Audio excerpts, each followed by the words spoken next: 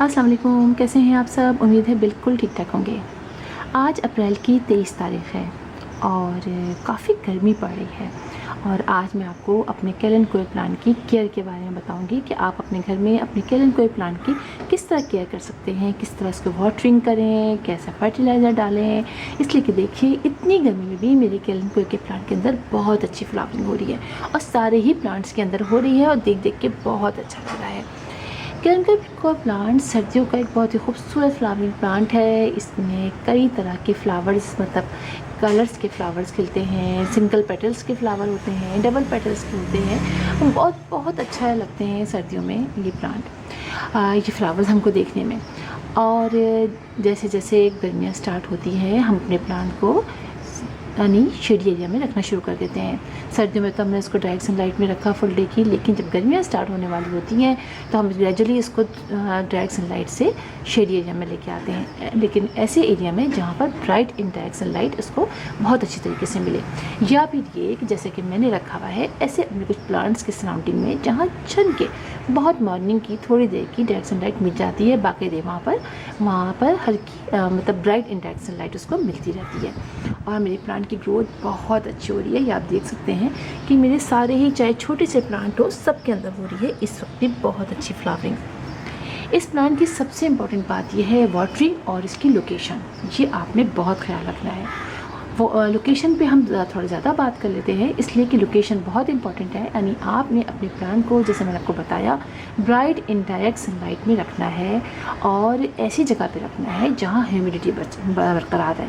आप ही देखिए कि सारे मेरे प्लांट्स हैं सब मैंने इस गर्मी में जोड़ जोड़ के रखे हुए हैं और सबकी ग्रोथ माशाल्लाह से बहुत अच्छी हो रही है। और यहाँ तक कि सर्दियों के जितने भी फ्लावरिंग प्लांट्स हैं मेरे उनके अंदर अभी तक फ्लावरिंग हो रही है और कुछ में फ्लावरिंग रुकी है, लेकिन लीव्स जो है यानी प्लांट बहुत अच्छे तरीके से ग्रो कर रहा है।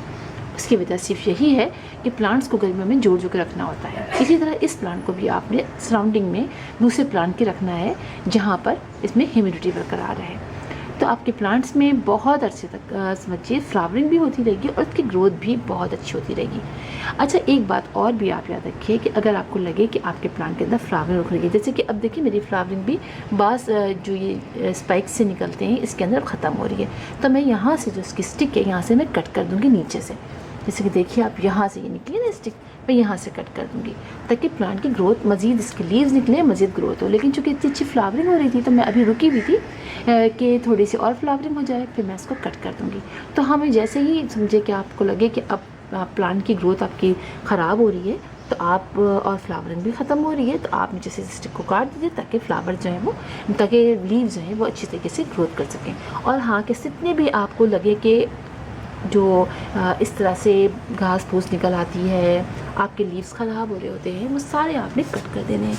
जैसे कि आप देखिए कि मेरे इस प्लांट के लीव ये वाला देखिए, आप देख रहे हैं आप ये ख़राब हो रहा है तो आपने इसको यहाँ से अंदर से इसको निकाल देना है।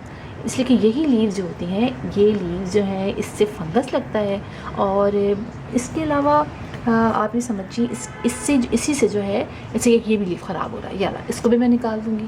और फिर इसी से हमारे जो मिली बग वगैरह होता है और मुख्तलिफ़ जो इंसेक्ट होते हैं उनका अटैक भी इन्हीं के ऊपर सबसे पहले होता है, क्योंकि ये लीव ख़राब हो रहा होता है। ठीक है, आपने इसको निकाल देना है। आपने अपने प्लांट को वाटरिंग कैसे करनी है ये बात भी आपके लिए बहुत इंपॉर्टेंट है। वाटरिंग आपने अपने प्लांट को गर्मियों में अगर आपने सॉइल बहुत अच्छी बनाई हुई है यानी वेल ड्रेन बनाई हुई है, इसके अंदर आपने सैंड इसके अंदर आपने सैंड मिलाई हुई है और अपने घर की मिट्टी मिलाई हुई है और ब्रिक्स को तोड़ के भी आप बनाते हैं, बाज़ लोग ब्रिक्स तोड़ देते हैं यानी ईंटों को तोड़ के जो उसका चूरा होता है उसको भी डाला जाता है ताकि जो ईंटों का जो चूरा होता है ना, ईंटों को तोड़ देते हैं हम, जो छोटे छोटे टुकड़े कर देते हैं, वो भी पानी को होल्ड करके रखता है। तो बहुत सारे लोग इसके अंदर उसको भी इस्तेमाल करते हैं। तो जब हम पानी ऊपर से डालते हैं तो पानी नीचे से फ़ौरन ड्रेन आउट होता है, लेकिन वो जो ईंटों का जो टुकड़े होते हैं वो पानी अपने अंदर एब्जॉर्ब कर लेते हैं और हमारे प्लांट को आहिस्ता आहिस्ता पानी उसमें मिलता रहता है, नमी बरकरार रहती है। इस प्लांट की सर्दियों में गर्मियों में ख़राब होने की एक वजह तो डायरेक्ट सनलाइट होती है और ओवर वाटरिंग भी होती है।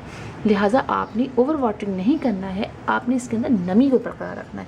आप ये देखिए कि मेरे प्लांट में हल्की हल्की सी देखिए मॉइस्ट है, बहुत ज़्यादा हम इस प्लांट को खुश्क नहीं रखते हैं। अगर हमने इस प्लांट को बहुत ज़्यादा देर के लिए खुश रखा तो आहिस्ता आहिस्ता ये प्लांट स्ट्रेस में चला जाता है, इसके लीफ कर्ल होना शुरू हो जाते हैं और सूखने शुरू हो जाते हैं। और एक दफ़ा आपका लीफ सूखना शुरू हो जाता है तो फिर आपने उसको बचाना बहुत मुश्किल हो जाता है। लिहाजा आपने अपने प्लांट को जो है हल्का हल्का मॉइस्ट रखना है। अब जैसे बहुत गर्मियाँ पड़ रही हैं, आपने ये नहीं करना कि आपने छोड़ देना है इसको कि चले भाई अभी तो बहुत पानी डला हुआ है या 2 दिन पानी नहीं डालें, नहीं, हल्का हल्का मॉइस्ट रखना है। आपने जैसे ही देखा कि आपके प्लांट की जो ऊपर की जो है जो सॉइल है वो ड्राई हो गई है और आपने बहुत अच्छी वेल ड्रेन सॉइल बनाई हुई है, तो आपने फ़ौरन पानी डाल देना है। गर्मी में आप चेक करके डालें, चेक करके पानी डालना बहुत ज़रूरी है।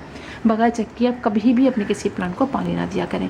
तो आप चेक करके जब पानी देंगे तो आपकी मिट्टी को आपको पता चल जाएगा कि मिट्टी सॉइल जो आपकी सॉइल है यानी मिट्टी जो है वो गीली है या खुश्क है। खुश्क है फ़ौरन पानी डाल दीजिए। और हाँ, आपने वेल ड्रेन सॉइल बनानी, कोकोपीट वगैरह का इस्तेमाल नहीं कीजिएगा कि आपको इस प्लांट के अंदर कोकोपीट का इस्तेमाल, सेकुलेंट प्लांट के अंदर अमूमन कोकोपीट का इस्तेमाल नहीं करते हैं इस तरह के प्लांट के अंदर, जो कि फ़ौरन ही फंगस को बहुत जल्दी से अट्रैक्ट हो जाते हैं, फंगस लग जाता है उनके प्लांट के अंदर। ठीक है, तो इसके अंदर कोशिश कीजिए सैंड वगैरह हो और इस तरह की चीज़ों से अच्छी जो वेल ड्रेन सॉइल बनाते हैं हम, आप वो बनाइए। अच्छा, फर्टिलाइज़र की बात अगर हम कर लें तो फर्टिलाइज़र आपने बहुत डाइल्यूट करके देना है। ऐसा सर्दी गर्मियों में आपने इसको बहुत ज़्यादा फर्टिलाइज़ करना भी नहीं है। महीने में एक दफ़ा आप 2-3 चमचे गोबर की खाद दे दीजिए, वर्मी कंपोज 1 चमचा दे दीजिए और 1 ही चमचा गोबर की खाद भी दीजिए। अगर आप ड्राई फॉर्म में देते हैं वो आप दे दीजिए। और मैं जो हूँ वो लिक्विड फर्टिलाइज़र देती हूँ, मैं जो हूँ ऑर्गेनिक फर्टिलाइज़र देती हूँ यानी गोबर की खाद का। मैं 1 मग अगर डाइल्यूट 1 मग अगर जैसे 1 मुट्ठी मैंने गोबर की खाद ली, 1 मग में भिगो दी, ठीक है। उसके बाद उस 1 मग को मैंने 10 मग पानी उसमें ऐड किया और हमने प्लांट को यानी 10 गुना करके उस प्लांट में अपने हर प्लांट को दे दिया। और हाँ, ये बात भी याद रखिए कि जब आप अपने प्लांट को पानी दें, स्पेशली जो आपके सेकुलेंट प्लांट होते हैं और उन पे आप लिक्विड फर्टिलाइज़र डालें तो उसकी मिट्टी ड्राई हो। अगर वैसे ही वो समझिए गीली होगी, आप उसके अंदर और पानी डाल देंगे तो फिर प्लांट तो यकीनन ख़राब हो जाएगा। लिहाजा आप उसके अंदर चेक कीजिए, आपकी सॉइल ड्राई हो, आप उसके अंदर लिक्विड फर्टिलाइज़र माफ समझिए 15 दिन में एक दफ़ा आप इसमें गोबर की खाद का या आप कंपोस्ट का या मस्टर्ड केक का, आप जो भी फर्टिलाइज़र डालना चाहते हैं आप डाल सकते हैं। मैं कहूँगी आप अपने इस प्लांट के अंदर हमेशा ऑर्गेनिक फर्टिलाइज़र डालिए, बहुत अच्छा रिजल्ट मिलता है इन प्लांट के ऊपर। मैं देखिए डालती हूँ, अभी तक देखिए मेरे प्लांट के अंदर कितनी अच्छी फ्लावरिंग हो रही है और बहुत अच्छी इनकी ग्रोथ भी हो रही है। अच्छा, इस प्लांट को लीफ के ज़रिए भी लगा सकते हैं, कटिंग से लगा सकते हैं, लेकिन अभी थोड़ा सा आप रुक जाइए। अभी अपने प्लांट, क्योंकि ये प्लांट गर्मियों में स्ट्रेस में आ जाता है, लिहाजा अभी आपने ना इसको रीपॉट करना है, ना आपने इसकी कटिंग लगानी है। जैसे रेनी सीज़न आएगा कुछ ही दिनों में, महीने में, आप फिर इसकी कटिंग्स भी लगा लीजिए, आप इसके लीफ से भी इसको प्रोपेगेट कर लीजिए। आप इसको समझिए आप इसको रिपोर्ट भी कर सकते हैं। अच्छा, इसके अलावा आप इस पर इंसेक्टिसाइड का स्प्रे बिल्कुल कीजिए, लाजमी कीजिए, और फंजीसाइड का स्प्रे भी कीजिए। ये दोनों स्प्रे हर 15-15 डेज से आप कर सकते हैं। आप ऑर्गेनिक इंसेक्टिसाइड का स्प्रे कर सकते हैं, आप लाके जो कमर्शियल मिलते हैं बाज़ार से लाते हैं हम, वहाँ से कर सकते हैं, लेकिन कीजिए ज़रूर, इसलिए कि बहुत ज़्यादा अटैक इस पर हो जाता है और हमें पता भी नहीं चलता। काले काले से स्पॉट्स पड़ जाते हैं, जो लगता है हमारे कि हमें कुछ नहीं है, ऐसे ही है, लेकिन वो सारे प्लांट को कीड़े लगते हैं जो चिपक जाते हैं।